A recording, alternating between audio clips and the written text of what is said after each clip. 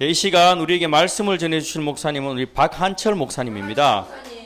네, 우리 박한철 목사님은 어디에 사시냐면은 시애틀, 저기 서부 있죠. 시애틀에 사시는데 오셔서 오늘 우리 함께 말씀 전해 주실 텐데요. 한철만 이렇게 하시는 게 아니에요. 계속 쭉 꾸준하게. 예.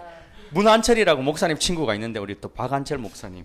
오늘 읽은 말씀으로 하나님의 안아주심을 경험하는 삶 있는 제목으로 우리에게 말씀 전해 주실 때에 여러분 은혜 많으시기 바랍니다. 예, 우리 한영의 박수 하겠습니다. 네, 감사합니다. 네, 반갑습니다. 네, 반갑습니다. 이런 이야기가 있습니다.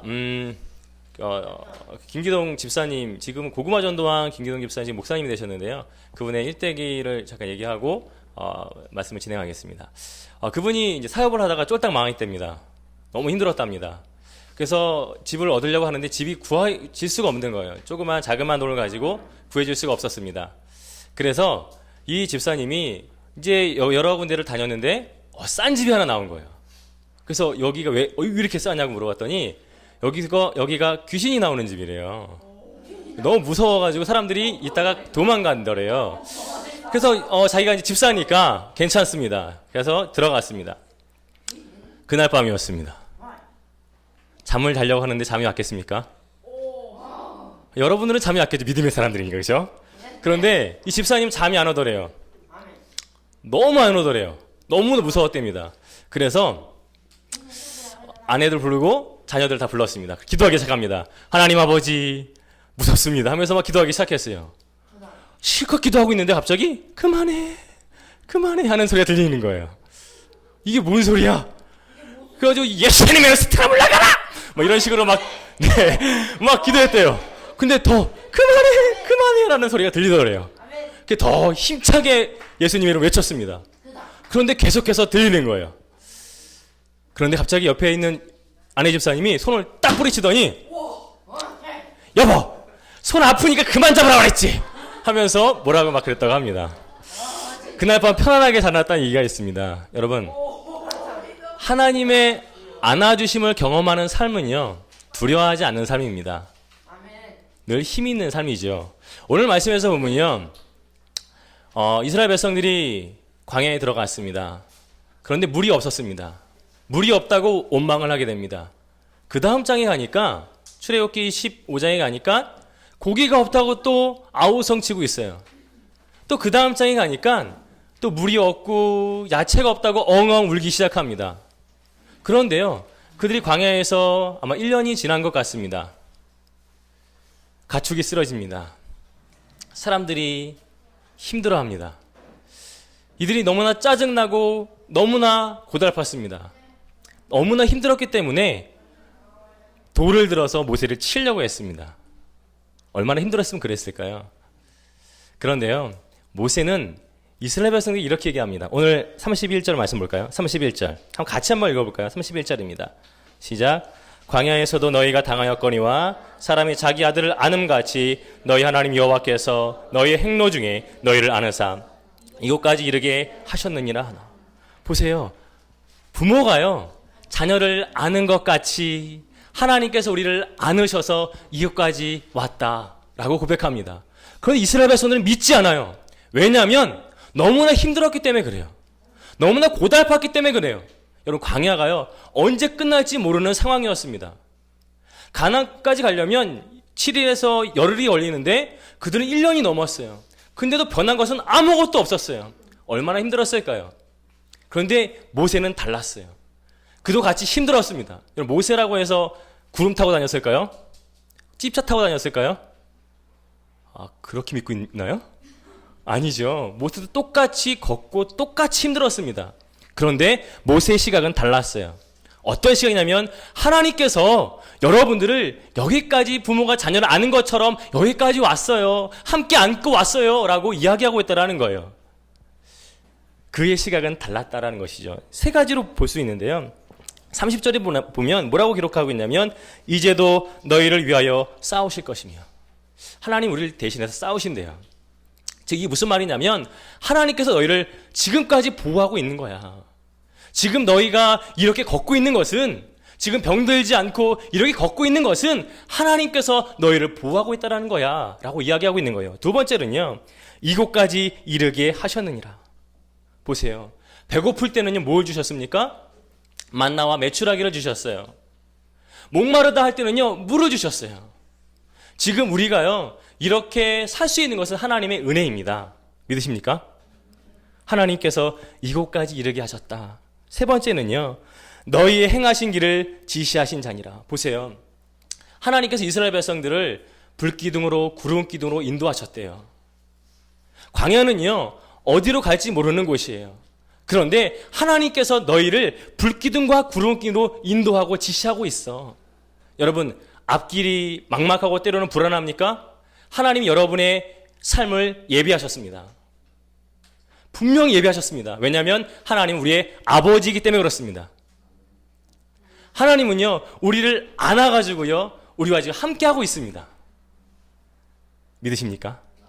그렇다면 우리의 삶 속에서 하나님의 그 안아주심을 경험하려면 두 가지 실천사항이 있어야 됩니다. 하나는 하나님이 나의 아버지가 된다는 것을 우리는 자주 묵상하셔야 돼요. 하나님 나의 아버지가 되신다. 여러분, 성경을 읽다 보면 우리는 성경은 너무 두려워. 성경만 읽으면 잠이 와라고 얘기하죠. 그러나 성경을 통해서 하나님이 어떤 분이신가 여러분 생각해 보세요. 하나님은 나의 아버지가 되신다. 멋진 표현 아닌가요? 여러분, 어떤 사람이 복 있는 사람인지 아십니까? 말씀을 묵상하는 자. 시편 1편에 보면 하나님의 말씀 묵상하는 자가, 주야로 묵상하는 자가 뭐가 있다? 복이 있다라고 얘기하고 있습니다. 마찬가지로요, 하나님 나의 아버지가 되신다는 것을 늘 묵상을 하면 우리는 힘이 넘칩니다. 그리고 모든 삶 속에서 우리는 놀랄 것입니다. 우와! 하나님이 하셨어요. 하나님이 인도하셨어요. 라고 말입니다. 여러분, 신앙이란 뭔지 아십니까? 놀라는 것입니다. 저를 따라서 하겠습니다. 신앙은 놀라는 것이다. 여기 다윗의 그 시편 8편에 보면요, 와, 하나님께서 산을 지은 거 너무나 아름다워요. 저 별들을 보세요. 저 우주를 보세요. 하나님이 지으셨어요. 놀라워요, 놀라워요 라고 이야기합니다. 왜요? 하나님 나의 아버지가 되신 것을 믿으니까. 여러분, 이런 얘기가 있습니다. 늙은 남자는 젊은 여자를 왜 좋아하는가? 이런 얘기가 있어요. 왜 그러냐면 젊은 분일수록 자꾸 놀란대요. 예를 들면요, 어떤 남자분이 이런 거 봤어요? 라고 하면 어머머머 처음 봤어요 라고 얘기한대요. 그리고 주변에 좋은 장소 가지고 이런 데 와봤어요? 그러면 어머머 이런 데 있는데 처음 알았어요 라고 놀란대요. 그리고 손을 딱 잡으면 어머머 남자 손이 이렇게 따뜻하게 처음 알았어요 라고 얘기한대요. 이래도 놀라고 저래도 놀라니까 목숨을 건대요. 그런데 경외감이 없는 분들이 있잖아요. 이런 거 봤어요? 라고 하면 그래 수백 번 봤다라고 얘기를 하고요. 이런 데 와봤어요? 라고 얘기하면 그래 내가 더 좋은 데 가르쳐줄까 얘기하고요. 손을 딱 잡으면 이런 더러운 놈 하면서 따귀를 때린대요. 이래도 놀라지 않고 저래 놀라지 않으니까 경외감이 없어요. 여러분, 신앙은 놀라는 거예요. 왠지 아세요? 하나님이 나의 아버지가 되기 때문에. 여러분, 하나님이 나의 아버지가 되신다는 사실을 믿는다면 놀랍니다. 놀라워합니다. 왜요? 하나님께서 우리를 지으셨습니다. 그분이 나의 아버지입니다. 두 번째로요, 하나님의 안아주심을 경험하는 삶을 살려면 하나님의 안아주시는 자녀처럼 행동하셔야 됩니다. 여러분이 잘 아는 세르반테스의 돈키호테 아십니까? 중세 유럽의 잘못된 것들을 바로잡고자 이제 기사가 되고 싶은 돈키호테의 모습이 기록되어져 있죠. 그런데 그 소설에 많은 전문가들은 이렇게 얘기합니다. 이 돈키호테는 기사가 되고 싶어서 기사처럼 행동했다라고 얘기를 합니다. 여러분, 마치 무엇이 되고 싶으면 무엇처럼 행동하라. 어떤 신학자는 이렇게 얘기하더라고요. 성자가 되고 싶습니까? 성자처럼 행동하십시오. 여러분, 예수님이 제자입니까? 그럼 예수님의 제자처럼 행동하십시오. 마치 무엇처럼 행동할 때 우리의 삶은 바뀔 수 있습니다. 여러분, 만약에 우리가 하나님 아버지 품에 안겨있는 자녀처럼 행동하면 우리는 두려워하지 않을 것입니다. 오늘 29절의 말씀 보십시오. 내가 너희에게 말하기를 그들을 무서워 말라, 두려워하지 말라. 왜 무서워하지 않고 두려워하지 않을 수 있을까요? 이스라엘 백성들이 마치 하나님 아버지 품에 안겨 있으니까 두려워할 필요도 무서워할 필요도 없다라는 것입니다. 여러분, 우리 삶 속에서 여러 가지 걱정되는 일, 두려워하는 일 왜 없겠습니까? 그런데 우리가 두려움과 무서움을 이기려면 아버지 품에 안겨 있는, 하나님 품에 안겨 있는 자녀처럼 있으면 되는 것입니다.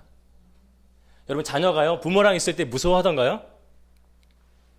무서워하는군요. 저희 아이들이 4명이 있습니다. 안 놀라시는군요. 네, 저희 자녀들 4명이 있는데요. 그 아이들이 부모가 없을 땐 두려워하더라고요. 특히 밤에는요, 무서워하더라고요. 그런데 밤이라 할지라도, 때로는 많은 상황이 어렵다 할지라도 부모와 함께 있으면 그들이 무서워하지도 않더라고요.